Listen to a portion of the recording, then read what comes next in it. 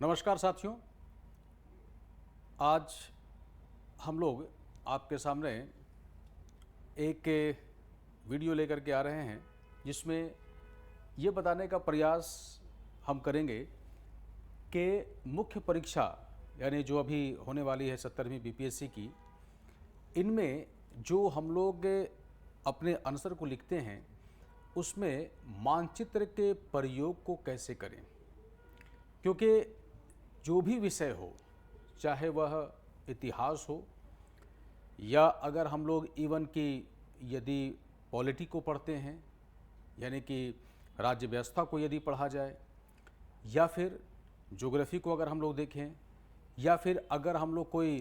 Economic factor से related यानी कि अर्थव्यवस्था से संबंधित यदि किसी प्रश्न का हम उत्तर लिख रहे हैं, तो इन उत्तरों में हम लोग मानचित्र का प्रयोग किस प्रकार से करें। क्योंकि मानचित्र जो है वह एक बहुत इम्पॉर्टेंट फैक्टर रखता है जब हम लोग इसके मुख्य परीक्षा में किसी प्रश्न को लिखते हैं, उनका उत्तर जब हम लिखना शुरू करते हैं। उदाहरण के लिए जैसे मान लीजिए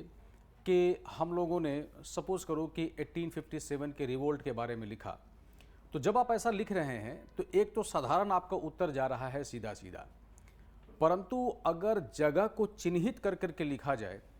तो हमारे उत्तर जो हैं वो और ज़्यादा सटीक होते हैं। कई बार एग्जामिनर के लिए ये बहुत ही ज़बरदस्त कह सकते हो कि आइडिया बनाने के लिए होता है कि ये आदमी ये और भी स्पष्ट ये करता है कि हम जो पॉइंट्स को हम डील कर रहे हैं, भारत के भू क्षेत्र के बारे में हमें अच्छी जानकारी है, ठीक ठाक इसकी जानकारी हम लोग रखते हैं। नंबर अधिक लाने के लिए बहुत सारे लड़कों को का मैंने जैसे क्वेश्चंस को देखा है, उन सभी ने ये प्रयास किया है कि हम लोग इसमें मानचित्र का प्रयोग करें, और मानचित्र जब उन्होंने प्रयोग किया है तो उन सभी को हमेशा नंबर अच्छा ही आया है। अब अगर जैसे देखो इन जनरल अगर देखते हैं तो बीपीएससी में मुख्य रूप से अगर देखा जाए तो एक तो बिहार से रिलेटेड, या फिर कुछ भारत से रिलेटेड, या कुछ ऐसे हैं जैसे खास करके अगर हम लोग देखें समसामयिक विषयों में तो अंतर्राष्ट्रीय संबंध में भी इंटरनेशनल मैप। तो अब क्या है कि इंटरनेशनल मैप आज सच हम लोगों से जनरली नहीं बन पाएगा, लेकिन यदि भारत के संदर्भ में देखें तो ऐसे मैप, या फिर बिहार के संदर्भ में देखें तो ये मैप हमसे आसानी से बन सकता है। उसको थोड़ा अगर हम लोग ऐसे देखें कि सपोज कीजिए कि भारत से ही रिलेटेड, जैसे उदाहरण के लिए हम लोग अगर लें कि भूगोल के प्रश्न अगर पूछे गए हैं, और भूगोल के प्रश्न में पूछे गए हैं कि जैसे मान लीजिए कि वहाँ पर आपसे लिख दिया जाए कि भारत में भारत की भू आकृति क्षेत्र की चर्चा करें, या फिर भारत के जो फिजियोग्राफिक डिवीजन्स हैं उनको बताएं, उनके बारे में कोई चर्चा करें। और ये क्वेश्चन दो तरीके से हो सकता है, या तो ये 38 मार्क्स का हो सकता है फुल लेंथ का, या हो सकता है कि यह 7 या 8 नंबर के हो सकते हैं। अब यहाँ पर अगर ऐसे प्रश्न हम लोग को अगर मिलता है तो जैसे क्या है ना कि बड़ा ही सिंपल तरीका है। अब भारत के मानचित्र में जैसे ही आपके सामने ये प्रश्न आया तो हम लोग इस तरह के एक सिंपल मैप को हम लोग ड्रॉ कर लें, और अगर ऐसे मैप को हम लोग ड्रॉ करते हैं क्लियर, तो यहाँ पर क्या होगा कि जिन बातों को आप कहना चाह रहे हैं, जैसे मान लीजिए कि आपसे अगर प्रश्न पूछा गया कि भारत के भूभौतिकी क्षेत्र को वर्गीकरण करके अगर उसकी चर्चा करें, आपने एक सिंपल मैप बना दिया, ठीक है, ये बहुत ही परफेक्ट मैप तो नहीं है, लेकिन इन जनरल अगर कहा जाए तो कुछ ना कुछ तो हम तो बता ही दिया इसमें।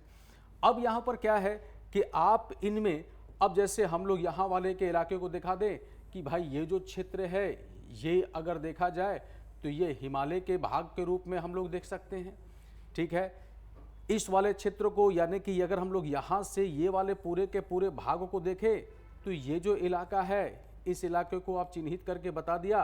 कि भाई ये जो इलाका है और ये जो इलाका है यह एक तरह से मैदानी क्षेत्र के रूप में है।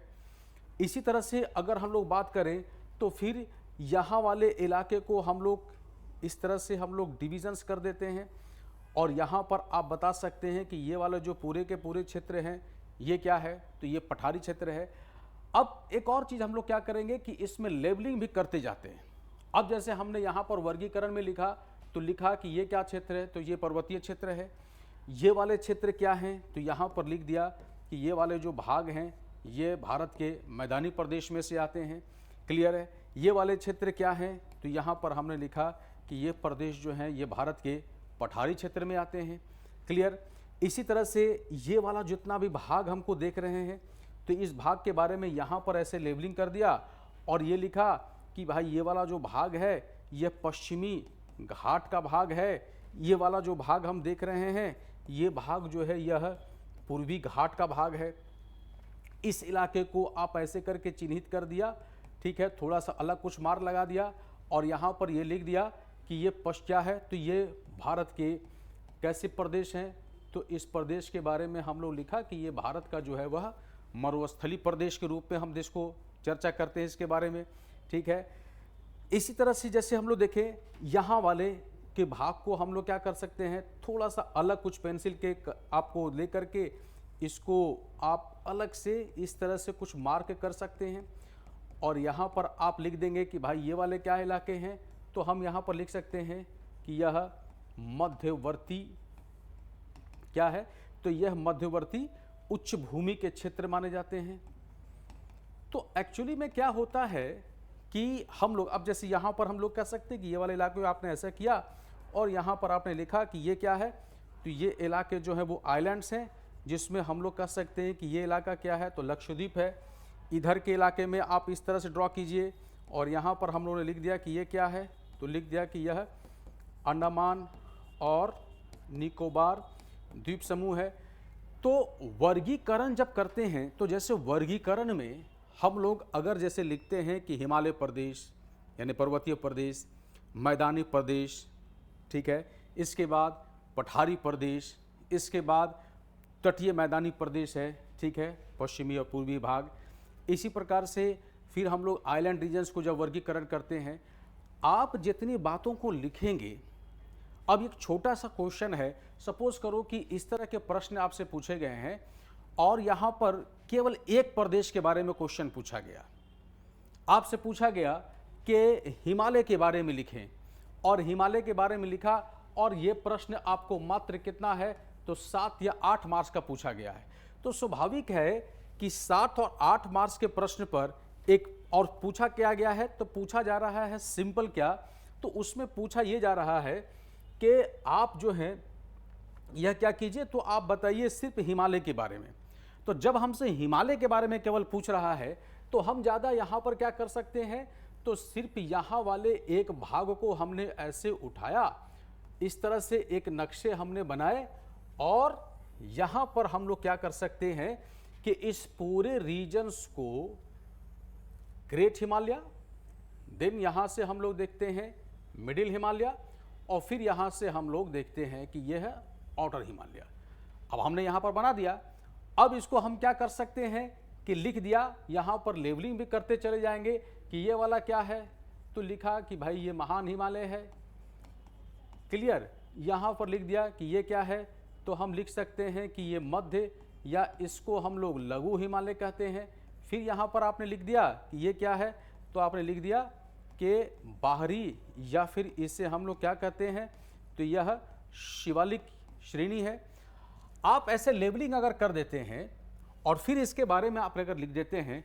तो मान लीजिए कि हम लोगों ने इनके बारे में अगर 70 से 80 या 100 वर्ड के आसपास में आंसर लिखा, लेकिन जैसे ही ऐसे तुम बना दोगे तो एग्जामिनर को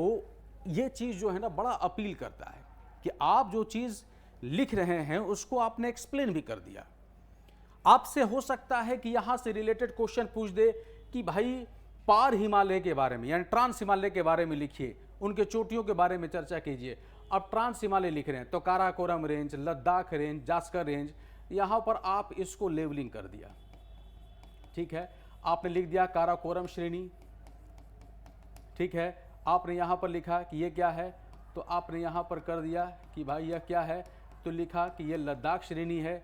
यहाँ पर क्या लिख रहे हैं, तो यहाँ पर आप लिख रहे हैं कि ये क्या है, तो जास्कर श्रेणी है। तुमने जैसे ही इन चीज़ों को लिखा फिर इसको एक्सप्लेन किया, तो आपका जो एक्सप्लेनेशंस हैं वो और अपीलिंग कर जाता है, यानी कि एग्जामिनर जो है वह आपको नंबर जो है वो ज़्यादा दे सकता है, क्योंकि आप जो चीज़ को लिख रहे हैं, बहुत सारे छात्र क्या करते हैं कि लिख देते हैं, मैप को नहीं बनाते हैं। लेकिन अगर मैप बना दिया जाए तो ज़्यादा नंबर आता है। इसी तरह से अब सपोज करो कि प्रश्न में आपसे आया कि भाई भारत में जब मॉनसून आता है, या फिर मॉनसून की पूरी क्रियाविधि के बारे में यदि प्रश्न आ गया, तो जब मॉनसून की पूरी क्रियाविधि के बारे में प्रश्न आया तो बस जैसे ही हम लिखेंगे पहले मॉनसून के बारे में और जैसी क्रियाविधि को समझाना शुरू करेंगे, तो अब यहाँ पर हम लोग को तुरंत एक छोटा सा, आप कह सकते हैं कि बहुत ज़्यादा डिटेलिंग तो नहीं होता है, लेकिन एक छोटा सा हम लोग यहाँ पर मैप को ड्रॉ कर देते हैं। ठीक है, अब आप ऐसी जैसी मैप को ड्रॉ किया, इस तरह से हम लोग अगर मैप को मान लीजिए कि ड्रॉ कर देते हैं, और यहाँ पर हम लोग कुछ इस तरह से यदि इन प्रश्नों का ऐसे करके आप इसको अगर इस तरह से यदि सपोज कीजिए कि आप ऐसे मैप को बनाया और फिर आप क्या किया कि यहाँ से एक लाइन को खींचा और आपने बताया कि भाई ये वाला जो भाग है ये पूरा का पूरा भाग निम्न दबाव का क्षेत्र बन जाता है, और यहाँ पर आपने ऐसे ऐसे करके बनाया और फिर आपने दिखाया कि ये क्या है, तो ये पहली अवस्था है। और जब यह विंड इक्वेटर को यानी कि 0 डिग्री को जैसे ये क्रॉस किया, तो जब इस तरह से आप दिखा सकते हैं कि ये क्रॉस कर रहा है, और फिर आप कहेंगे यहाँ से यह इस तरह से मुड़ना शुरू हो जाएगा, और यहाँ पर आप ऐसे किया और यहाँ पर क्या लिख दिया, तो इस जगह पर अराकनयुमा पर्वत है, तो यहाँ से आप ऐसे किया और इस तरह से यहाँ पर, और ऐसे करके यह विंड मुड़ कर गया, इस तरफ गया। अब यहाँ पर आप क्या कर सकते हैं, तो पहला यहाँ पर लिख सकते हैं 1 नंबर, यहाँ पर लिख सकते हैं 2 नंबर। ठीक है, ये वाला क्या है, तो ये वाले शाखा को हम बोल सकते हैं कि ये क्या है, तो अरब सागर शाखा। ठीक है, साथ साथ में इधर वाली शाखा क्या है, तो यहाँ हम लिख देते हैं कि ये क्या है, तो ये बंगाल की खाड़ी वाली शाखा है। ठीक है, अब क्या होगा कि एग्जामिनर के दिमाग में तुरंत ये बात आ जाएगी कि ये जो बता रहे हैं ये दक्षिण से ये विंड का डायरेक्शंस है। अब ये विंड का डायरेक्शंस क्या है, तो ये विंड का डायरेक्शंस है दक्षिण पूरब से यह उत्तर पश्चिम की तरफ जा रहा है, इक्वेटर को क्रॉस किया और कॉर्लिस इफेक्ट के वजह से यह विंड पूरा भारत की तरफ में मुड़ता है। तो ये क्या हो गया कि ये मुड़ा है अपने राइट डायरेक्शंस में, और जैसे ये राइट डायरेक्शन से मुड़ा तो इसी विंड को आप यहां से एक एरो बनाया, और एरो बना करके आपने यहां पर लिख दिया कि ये क्या है, तो हम लिख देते हैं कि इसी को हम लोग क्या बोलते हैं, तो हम इसे दक्षिण पश्चिम मॉनसून कहते हैं। ठीक है, तो दक्षिण पश्चिम मॉनसून क्यों कहते हैं, क्योंकि विंड की जो डायरेक्शंस हैं ये क्या है, तो ये डायरेक्शंस इधर से जाने के बाद ये कुछ इस तरह से यह मुड़ जाती है। तो जो हम बता रहे हैं, यानी कि जो हम लोग आगे एक्सप्लेन करेंगे कि भाई ये विंड दक्षिण से आता है, ये मुड़ जाते हैं, मुड़ने के बाद ये इस तरह से, अब ये विंड यहाँ से जब जाएगा तो ये अरब के सागर की तरफ से जा रहा है, इसलिए इसे अरब सागरीय शाखा के रूप में कहते हैं। बंगाल की खाड़ी की तरफ से जा रहा है, इसलिए बंगाल की खाड़ी वाली शाखा कहते हैं। क्लियर। साथ साथ में हम लोग ये भी पढ़ते हैं कि अब मानसून में जैसे हम लोग पढ़ते हैं भाई कि जैसे जैसे ये विंड अंदर की तरफ जाता जाएगा वैसे वैसे इसमें वर्षा की कमी होती हुई चली जाएगी। इस चीज़ को दिखाने के लिए हम लोग यहाँ पर क्या कर सकते हैं कि लिख सकते हैं कि ये विंड जैसे जैसे आगे की तरफ बढ़ रही है, ठीक है, तो अब क्या है कि इसकी दूरी जो है,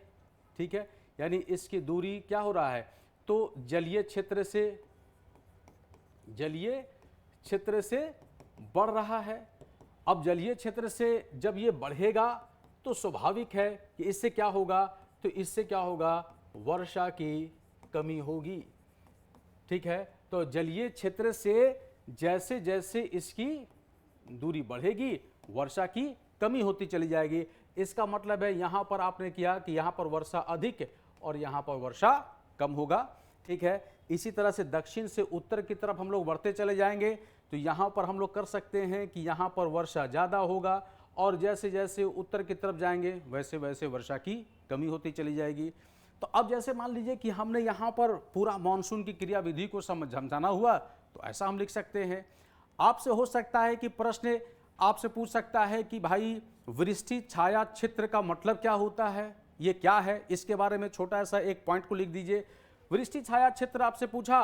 तो भारत के संदर्भ में चूंकि हम लोग यहां पर देखते हैं, तो अब वृष्टि छाया क्षेत्र बनाना है तो झट से एक डायग्राम बना दीजिए। इस तरह का एक डायग्राम बना दीजिए, इस तरह का एक डायग्राम बनाइए और यहां पर हम लिख सकते हैं कि इधर से, और यहां पर लेबलिंग में इस जगह पर लिख दीजिए कि भाई अरब सागर की तरफ से यदि आप दिखाते हैं तो अरब सागर की शाखा की तरफ से यदि पवन आएगा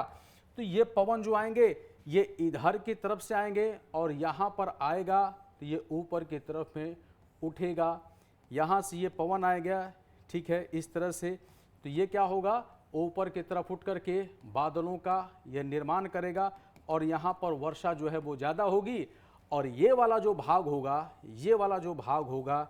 ये वाला जो भाग होगा, इस भाग को हम क्या कहेंगे, तो इस भाग को हम बोलते हैं वृष्टि छाया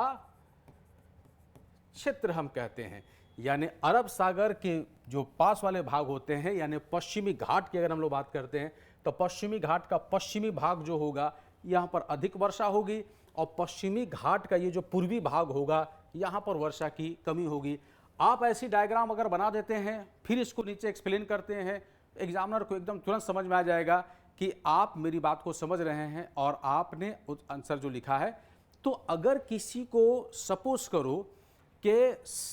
8 नंबर के प्रश्न में किसी को उसने 3 दिया है, आपको पक्का वह 4 नंबर देगा। अगर 4 किसी को दिया है, उसने डायग्राम नहीं बनाया है, आप अच्छा एक्सप्लेन करते हैं, आप थोड़ा उसमें ऐड करते हैं, तो स्वाभाविक है कि आपको 1-2 नंबर जरूर एक्स्ट्रा मिलेगा।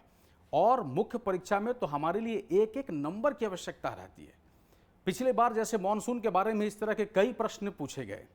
हम लोग उसको सभी को बढ़िया से एक्सप्लेन कर देते हैं। आपसे मान लीजिए कि पूछ दिया गया कि जैसे हो सकता है कि भारत में किसी नदी घाटी परियोजना के बारे में पूछ दिया, तो नदी घाटी के परियोजना के बारे में जैसे पूछा है, आप उस नदी घाटी को एक बार बढ़िया से बता दिया और फिर उसके बाद वहां पर आपने उसको ड्रॉ भी कर दिया। भारत में हो सकता है कि आपको किसी अपवाह तंत्र के बारे में पूछ दे। अब अपवाह तंत्र के बारे में प्रश्न पूछा तो आप जैसे उसकी चर्चा किया, तो अब जैसे गंगा के क्षेत्र के अपवाह तंत्र क्या है, तो आप यहाँ पर इस तरह से यदि करते हुए बताते चले गए, ठीक है, कि इस तरह का हम लोग देख सकते हैं अपवाह तंत्र पाया जाता है। अगर हम लोग देखते हैं दक्षिण में तो अपवाह तंत्र कैसा है, तो इस तरह के आप डायग्राम बना सकते हैं और ये बता सकते हैं कि यहाँ के अपवाह तंत्र कुछ इस प्रकार के हैं। क्लियर। तो किसी जगह पर द्रमुकृति अपवाह तंत्र है, तो कहीं पर हम लोग जालीनुमा अपवाह तंत्र देखते हैं। अब अगर हम लोग जैसे मान लीजिए कि लिख सकते हैं कि भाई रेडियल पैटर्न्स हमें देखने को मिलता है, तो कहाँ पर है, तो अमरकंटक के क्षेत्र में यदि देखा जाए तो आप यहाँ पर एक पहाड़ी के जैसी एक आकृति बनाते हैं और यहाँ पर आप लिख सकते हैं कि भाई इस जगह पर कुछ इस प्रकार के अपवाह तंत्र हमें देखने को मिलता है, जिसको हम लोग कह सकते हैं कि रेडियल पैटर्न्स पर अपवाह तंत्र। तो है क्या, हर चीज को डायग्राम से आप शो करते चले जाइए।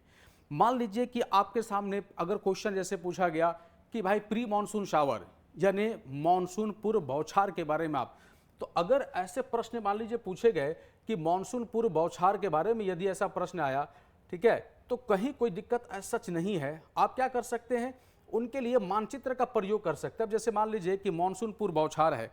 अब वहां पर कोई प्रश्न आपसे पूछा गया, तो मानसून पूर्व बौछार अलग अलग जगह पर होता है। अब आप यहां पर एक ठीक है इस तरह का लगाया और यहां पर लिखा कि यहां पर जो मानसून पूर्व बौछार होता है वहां उसको क्या बोलते हैं, तो आपने यहां पर लिखा कि इससे हम लोग क्या बोलते हैं, तो इससे हम लोग बौटेरी चेड़ा के नाम से इसी जगह पर जानते हैं। तो कहीं पर अगर ऐसा हो रहा है तो हम यहाँ पर क्या बोलते हैं, तो इस जगह पर इसको हम लोग क्या बोलते हैं, तो इससे हम लोग काल बैसाखी के नाम से जानते हैं। ठीक है, बिहार में अगर ऐसे ही बारिश हो रहा है तो इससे हम लोग किस नाम से जानते हैं, तो यहाँ पर आपने लिख दिया कि यहाँ पर हम लोग इसे नॉर्वेस्टर के नाम से जानते हैं। क्लियर। इसी तरह से अगर इन प्रदेशों में अगर ऐसी बारिश हो रही है तो यहाँ पर इसको हम लोग किस नाम से जानते हैं, तो यहाँ पर हम लोग लिख सकते हैं कि इस जगह पर इसे आम्र वर्षा के नाम से जानते हैं। इन इलाकों में अगर ऐसी बारिश हो रही है तो इसे हम लोग क्या कहते हैं, तो इसे हम लोग चेरी ब्लाज्म के नाम से जानते हैं। क्लियर। तो अब अगर क्या है कि आपने यहां पर एक लिखा और लिखा कि मानसून पूर्व बौछार, ठीक है। अब मानसून पूर्व बौछार का क्षेत्रीय नाम। तो जब तुम ऐसे मैप पर उसको ड्रॉ करके अगर दिखा दोगे तो जो तुम बोलना चाह रहे हो, जो तुम लिखना चाह रहे हो, मैप के बन जाने की वजह से वो और अधिक ज़्यादा से ज़्यादा बढ़िया देखने में लगने लग जाता है। भारत का मान लो इसी से रिलेटेड एक और चीज़ अगर बताते हैं, जैसे मान लीजिए कि आपको मैदानी प्रदेश के बारे में ही केवल प्रश्न पूछा गया कि भारत के मैदानी प्रदेश के बारे में आप लिखें। आप एक मैप बनाइए और इस मैप को बनाते के साथ ही साथ आप क्या कीजिए कि यहाँ से एक लाइन को ऐसे ड्रॉ किया, क्लियर, और यहाँ से एक लाइन को इस तरह से ड्रॉ करके और आपने बताया कि भाई ये वाला भारत का मैदानी प्रदेश है। फिर आप इसका वर्गीकरण कर दिया। यदि आपसे विशेष करके केवल और केवल राजस्थान के डेजर्ट के बारे में क्वेश्चन पूछता है, आप इसको ऐसे करके बता सकते हैं। मेरा कहना ये चीज़ है कि आप मैप का भरपूर प्रयोग कीजिए। हर प्रश्न में आप मैप को जरूर यूज कीजिए। मान लीजिए कि सपोज कीजिए कि हम पॉपुलेशन एग्लोमरेशंस को देखते हैं, यानी जनसंख्या का अधिवास कहाँ पे ज़्यादा है, यहाँ पर भी आप इस मैप को यूज कर सकते हैं। बिहार में मान लीजिए कि जैसे अगर कोई प्रश्न पूछा जा रहा है कि बिहार के सबसे अधिक बाढ़ग्रस्त क्षेत्र के बारे में चर्चा करें किधर है, आप इस तरह का मैप को बनाते हैं और आप यहाँ पर दिखलाते हैं और यहाँ पर आपने शो किया कि ये क्या है, तो हम लिख सकते हैं कि ये बिहार का कौन सा मैदान है, तो आप यहाँ पर लिख दिया कि ये उत्तरी मैदान है। ये वाला क्या है, तो ये आप लिख सकते हैं कि यह दक्षिणी मैदान है। और यहाँ पर इस मैदान को कौन अलग कर रहा है, तो यहाँ पर आप लिख दिया कि यह कौन अलग करता है, तो यह गंगा नदी है, ठीक है। और गंगा इस पूरे बिहार को दो भाग में बांट देती है, जिसे उत्तरी मैदान और दक्षिणी मैदान के रूप में हम देखते हैं। इसी तरह से मान लीजिए कि बिहार के अगर किसी तराई क्षेत्र के बारे में प्रश्न आया, तो आप जैसे यहाँ पर देखा तो आपने क्या किया कि इस तराई क्षेत्र को आप इस तरह से वर्गीकरण करके आप लिख सकते हैं। सोमेश्वर की श्रेणी के बारे में, फिजिकल ज्योग्राफी के बारे में अगर इस तरह के प्रश्न आते हैं, खूब मैप का प्रयोग कीजिए, डायग्राम का प्रयोग कीजिए। आपसे हो सकता है कि बिहार के किसी संसाधन क्षेत्र के बारे में पूछा जाए, तो एग्रीकल्चर ज़्यादा कहाँ होता है, किस क्षेत्र में ज़्यादा किया जाता है। बिहार का ही अगर फिजियोग्राफिक डिवीज़न आए, तो अब जैसी फिजियोग्राफिक डिवीज़न आया, आप बिहार के एक मैप को ड्रॉ किया और उस ड्रॉ करके हर भाग को बाजाबता लेवलिंग किया कीजिए कि भाई ये वाला इलाके जो हैं, इस इलाके को हम लोग देख सकते हैं कि ये पर्वतीय भाग है। यहाँ पर अगर हम लोग देखते हैं तो इस जगह पर हमें रामनगर दून मिल जाता है। यहाँ पर अगर हम लोग देखें तो ये कुछ तराई क्षेत्र मिल जाते हैं। ये वाला जो इलाका है ये मैदानी भाग इस क्या नाम है बिहार का है। यहाँ पर अगर हम लोग देखते हैं तो ये वाले जो भाग हमें दिखाई पड़ते हैं ये क्या है, ये पठारी प्रदेश है, क्लियर। इधर वाले को देखते हैं तो ये बिंद वाले भाग हैं, ये धारवाड़ वाले क्षेत्र हैं, ठीक है। तो आप मैप में जितना ज़्यादा यदि प्रश्नों को मैप के द्वारा अगर समझाएंगे तो ज़्यादा मार्क्स इसमें आ सकता है, ठीक है। और अगर सिंपल अगर आंसर लिखा जाता है तो स्वाभाविक है कि इसमें अपेक्षाकृत नंबर जो हैं वो उतने ज़्यादा नहीं आते हैं।